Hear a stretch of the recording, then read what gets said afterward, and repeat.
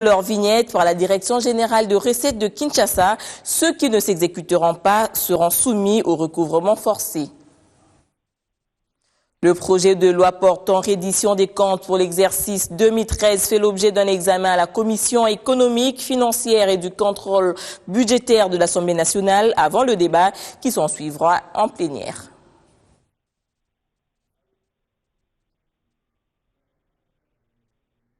Les députés membres de la Commission économique, financière et du contrôle budgétaire examinent depuis hier le projet de loi portant reddition des comptes pour l'exercice 2013 déposé à la Chambre basse du Parlement par le gouvernement. On espère que les tergiversations passées autour de ce projet n'existent plus.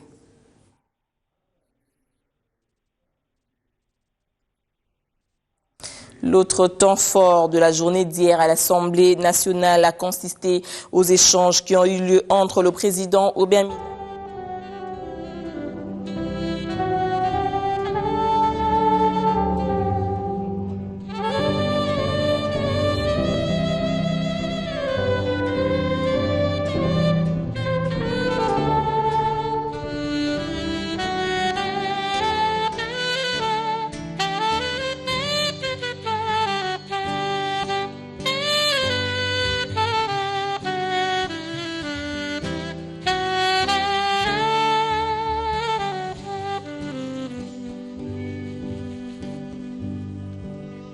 Zulu sai bilankunga yembazi zanzambi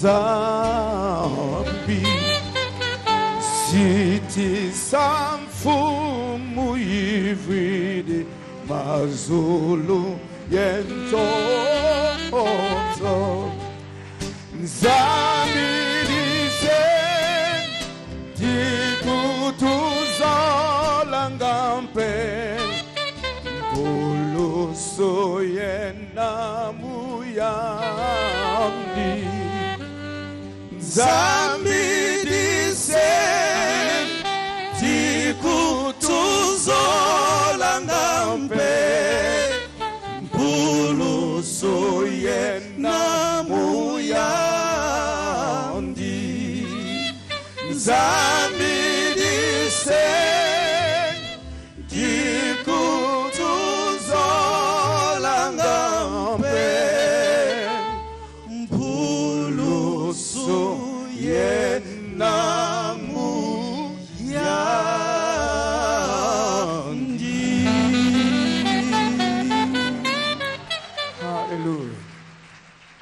Alléluia. Bonsoir, mesdames, bonsoir, mesdemoiselles, bonsoir, messieurs. J'espère que vous êtes bien assis et que ça se passe bien depuis que cette soirée a commencé. Il s'est passé beaucoup de choses, mais ce soir encore, je vais rendre grâce à Dieu pour ce qu'il a fait aujourd'hui, pour ce qu'il fera encore ce soir. Nous sommes là justement pour cet événement qui marquera sûrement des esprits. Pourquoi faut-il louer et adorer Dieu? Pourquoi faut-il lui chanter des cantiques? Pourquoi faut-il le célébrer? Pourquoi faut-il le magnifier et l'exalter? Mais tout simplement parce qu'il est le créateur de toutes choses. C'est lui qui nous a créés, qui nous a tous créés et nous a créés à son image. Alors c'est pour ça que nous lui devons cette louange, cette adoration, parce que lui seul est digne. Il a montré cela devant les 450 prophètes de Baal, qui ont invoqué leur dieu Baal, qui avait un semblant de bouche, mais ne pouvait pas parler, qui avait un semblant de Dieu, mais ne pouvait pas voir, qui avait un semblant de tête, mais qui ne pouvait penser. Et qui l'ont invoqué pendant toute la journée, rien ne s'est passé. Mais quand Élie a défié en disant que le seul véritable Dieu, c'est celui qui a créé les cieux et la terre, celui-là alors, il agira. Et quand il a invoqué, le feu est tombé à consumer l'Holocauste. Voilà le Dieu que nous servons. C'est un Dieu qui a une bouche pour parler. C'est un Dieu qui a des yeux pour voir. C'est un Dieu qui a aussi des désirs et des sentiments pour son peuple, pour sa nation, pour la nation ici au Congo, notre belle nation. Et c'est pour ça que nous voulons justement construire, bâtir l'autel d'adoration dans cette nation. Alléluia. Gloire à Dieu. Depuis que je tourne, ou bien depuis que je sers le Seigneur, c'est vrai qu'il s'est passé beaucoup de choses dans ma vie. Il s'est passé beaucoup de choses aussi dans la vie de beaucoup de gens. Vous avez eu ici sûrement comme ça des chants et des choses qui vous ont sûrement fait quelque chose. Mais ce qui est important pour moi ce soir, le pouvoir de rêve.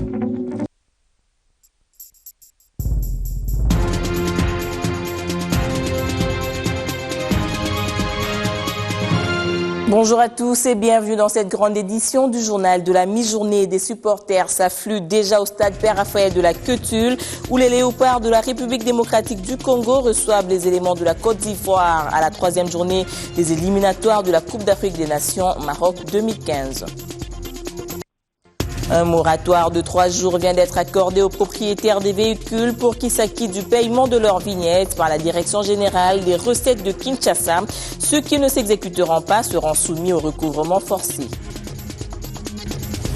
Le projet de loi portant reddition des comptes pour l'exercice 2013 fait l'objet d'un examen à la Commission économique, financière et du contrôle budgétaire de l'Assemblée nationale avant le débat qui s'en suivra en plénière.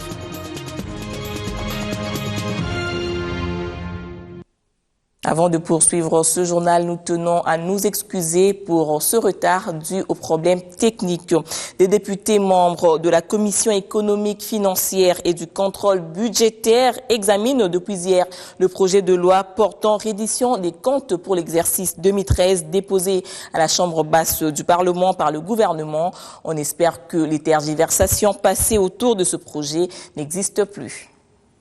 Vous savez, l'objectif, au fait, d'une loi de reddition, au fait, ça s'appelle, sous d'autres yeux, une loi de règlement. C'est pour clôturer définitivement la gestion de l'État pour l'exercice clos au 31 décembre 2013. Donc, la fin, c'est que nous allons nous rendre compte de ce qu'a été la gestion. Nous allons prendre en compte toutes les difficultés qui ont été les leurs. Et puis, nous allons donner des recommandations, certainement.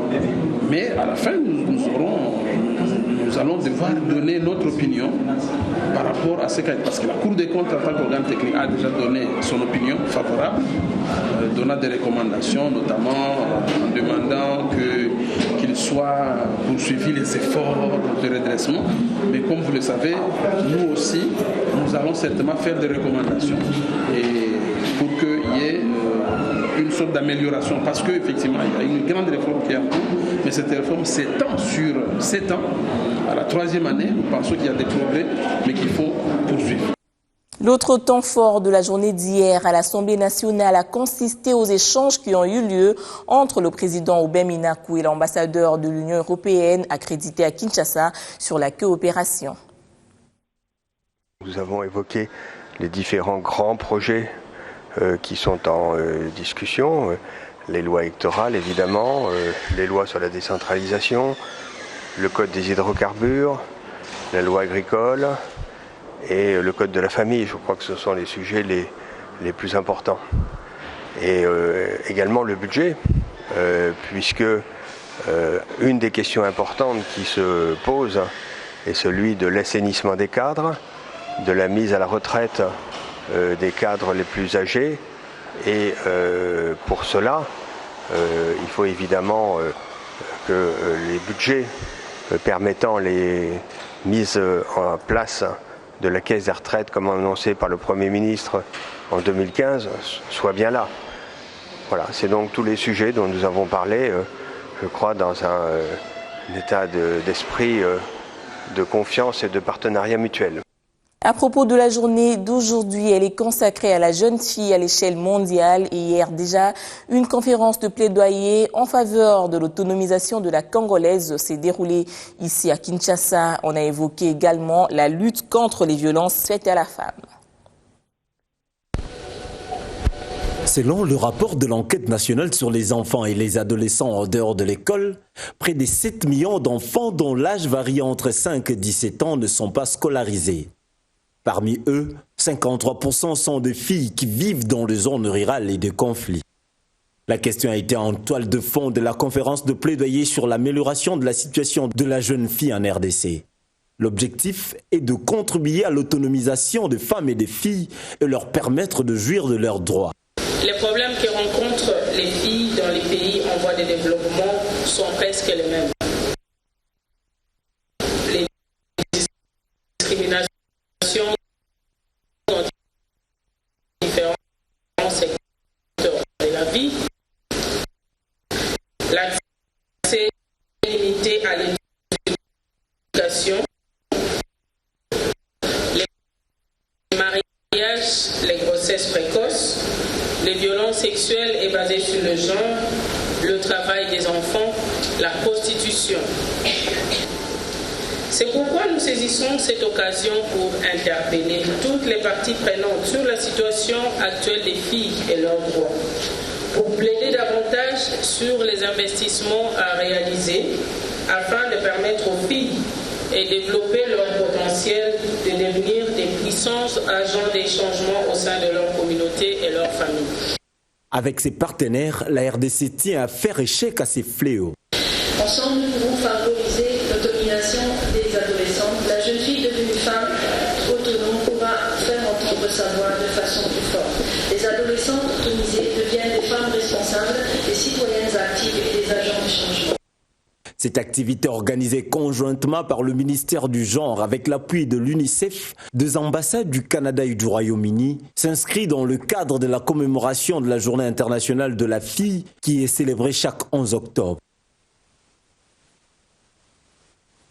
L'autre combat à mener dans le pays porte sur l'éradication de la maladie à virus Ebola, tel que le fait le ministère de la Santé, dont les responsables sont descendus hier à l'école de la Rive dans la commune de Ngalema, apprendre aux écoliers comment se prémunir contre la propagation de la maladie. Les virus Ebola existent et tuent. Déjà, plus de 3500 personnes sont mortes en Afrique de l'Ouest et 42 dans la province de l'Équateur, en République démocratique du Congo. Pour lutter contre ces virus, rien de mieux que la sensibilisation des enfants. C'est très important que les enfants captent le message que nous voulons que tout le monde ait dans la famille. L'enfant est un convoyeur d'éducation et d'information dans la famille. Informer à l'enfant ce qu'il faut faire pour être propre, pour lutter des maladies, est très capital parce que l'enfant, au retour à la maison, va en parler à ses frères, il va en parler à ses parents, il va en parler à ses amis. Et même pour lui-même, il va garder ce message pour que lui-même reste en bonne santé. Les élèves de l'école de la Rive, située dans la commune d'Ngaliema, y ont été sensibilisés ces jours. Ils ont compris les messages et sont prêts à transmettre aux parents. Je dirais aux parents, avant qu'on puisse manger, il faut qu'on se lave les mains avec les savons, ne pas jouer avec les saletés. Au cas où vous donnez bonjour avec quelqu'un, il faut laver les mains avec les savons avant de manger. Pour les directeurs de cette école, cette sensibilisation n'est pas un fait du hasard, car le virus Ebola reste dangereux pour le monde et la ville de Kinshasa ne peut l'éviter que par le respect des règles d'hygiène. Nous vivons dans une ville où les gens n'ont pas tellement conscience de l'état sanitaire de la ville, de la salubrité. Et ici, nous sommes une école assainie. Nous appliquons les différentes règles qui font qu'une école soit suffisamment propre pour que les maladies ne se répandent pas parmi les élèves. Cette journée de sensibilisation a connu la participation de la star du rire de la RDC, Fiston Saïsaï. À la fin, chaque élève a réussi un kit contenant des détergents pour désinfecter les mains. La page provinciale de ce journal s'ouvre par la ville de Kinshasa avec ce moratoire de 3 jours accordé aux propriétaires de véhicules et embarcations pour qu'ils s'acquittent du paiement de leurs vignettes. La Direction générale des recettes de Kinshasa qui lance ce message prévient qu'en cas de non-exécution, l'étape suivante sera marquée par le recouvrement forcé. Notez que la DGRK a un nouveau directeur en la personne de Jean-Claude Mouissa. Payer ses impôts, c'est contribuer au développement de son pays. Voilà pourquoi le nouveau directeur général de la DGRK exhorte les personnes, tant physiques que morales, à acheter la vignette de leur véhicule embarcation afin de permettre au gouvernement provincial de supporter certaines charges publiques. C'est d'abord pour que nous puissions atteindre l'objectif qui nous est assigné et ensuite pour imprégner à la population cette culture fiscale. Le prix de la vignette est déterminé en fonction des caractéristiques du véhicule et varie entre 28 000 et 84 000 francs congolais, valable pour une année. Jean-Claude Mouissa met en garde quant aux pénalités imposées lors des recouvrements forcés. Une vignette qui devrait normalement coûter 45 000 francs congolais, dès lors que vous ne la payez pas en déant dimanche, pour chaque jour de retard, elle est majorée de 4%. C'est ce que prévoit la loi. Ça, c'est une chose. La deuxième pénalité ou autre frais que vous allez pouvoir engager dès lors que votre véhicule est amené à la fourrière, vous payez les frais de remorquage. Deuxième frais, ce sont les frais de gardiennage. Nous, DGRK, nous n'avons pas une fourrière. Et ensuite, comme vous êtes en infraction, il y a la police qui est là. Le général Kanyama a mis à notre disposition toute une équipe pour pouvoir régler les problèmes en rapport avec les infractions qui sont commises dans ce cadre-là. Cette campagne lancée en mai dernier par la Direction générale des recettes de Kinshasa se poursuivra jusqu'en décembre 2014. Mais les assujettis n'ont plus que quelques heures pour se mettre en règle. À bon entendeur, salut. Au Nord Kivu, la présidente des associations féminines décrète une mobilisation générale contre les rebelles ougandais de l'ADF Nalu qui insécurisent le territoire de Beni. Gogo Kavira voudrait que disparaisse cette rébellion. Patrick Sialoura. Ce qui se passe en territoire de Beni avec les ADF est une façon de déstabiliser la RDC, envie de piller ses richesses. Ces propos sont de Madame Gogo Kavira, présidente des femmes du Nord Kivu, dans une déclaration à la presse ce vendredi à Goma. Pour elle, il faut une réflexion interne de tous les Congolais pour vaincre l'agresseur. Avec les ADF Nalu, il faudrait que la nation tout entière réfléchisse doublement parce que nous n'oublions pas qu'il y a des agresseurs qui n'ont pas croisé les bras et qui cherchent à tout prix déstabiliser l'ensemble du pays et profiter d'une certaine manière des richesses du pays. Et donc, c'est pas étonnant, c'est une façon de déstabiliser la population ainsi que le gouvernement. Et c'est pourquoi j'ai dit que les pays devaient réfléchir doublement sur cette question. À toute action correspond une réaction. Les femmes du Nord Kivu veulent que ces principes soient valablement appliqués par les FARDC sur ces criminels des ADF. Comme femmes, nous demandons à ce que les efforts soient déployés doublement, comme ça a été fait lorsque nous avons obtenu la victoire sur le M23.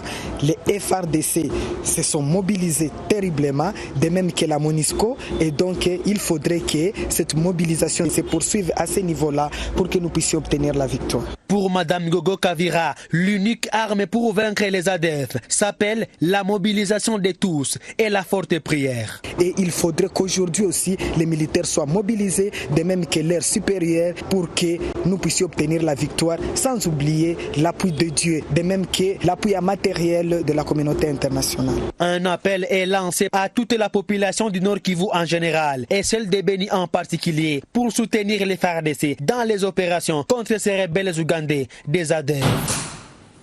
Regagnons la capitale pour encourager les léopards de la RDC qui affrontent les éléphants de la Côte d'Ivoire au stade Père-Raphaël de la Kétule dans le cadre de la 3e journée qualificative de la CAN Maroc 2015. La Côte d'Ivoire est contrainte à réaliser un bon résultat compte tenu du mauvais match réalisé face au Cameroun lors de la 2e journée.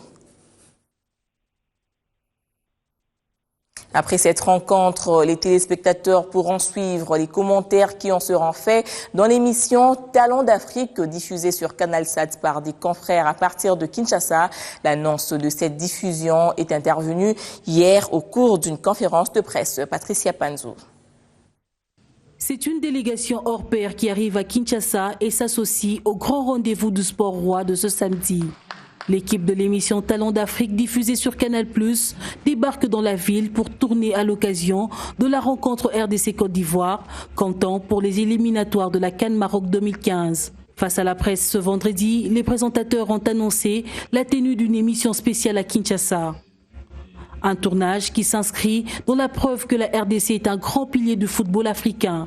Ce programme sera aussi l'occasion de démontrer que la presse africaine sportive dynamique et crédible existe. La RDC, c'est un grand pays de football, c'est un pays qui compte. Moi, personnellement, je le dis parce que je connais le poids que ce pays-là représente pour l'histoire du football africain. Mais là, l'occasion est très très belle pour être ratée. On ne pouvait pas manquer. Et donc, au cours de cette émission qui va essentiellement tourner autour des léopards, du sport au Congo, de la presse au Congo, ça va être une émission, on va dire, pas 100%, mais à 99% consacré à la République démocratique du Congo. Le choix de tourner à l'occasion du duel entre les léopards et les éléphants est dû à plusieurs occasions manquées de l'enregistrement de ce programme à Kinshasa. Sur le plateau de Talent d'Afrique, il n'y aura ni Yaya Touré, ni Gervinho, ni Hervé Renard, il n'y aura pas de stars ivoiriennes. Ils seront interviewés bien évidemment après le match et ce sera un des appuis forts de cette émission. Et évidemment, on ne vient pas non plus par hasard. On n'est pas venu sur RDC Sierra Leone. Naturellement, l'affiche est importante pour nous. Et il faut que le match soit important en lui-même. Et RDC Côte d'Ivoire, c'est naturellement le cas. C'est un rendez-vous entre deux grandes nations du foot africain. Ils sont eux-mêmes ravis, enchantés de venir enfin découvrir Kinshasa à l'occasion de ce match qui oppose la RDC et la Côte d'Ivoire et qui va voir une émission spéciale Talent d'Afrique consacrée aux joueurs congolais et à l'équipe nationale dans son cheminement vers la compétition de début d'année. Les commentaires et réactions du match seront analysés lors de l'émission qui aura plusieurs invités, dont quelques journalistes congolais et des personnalités du football congolais.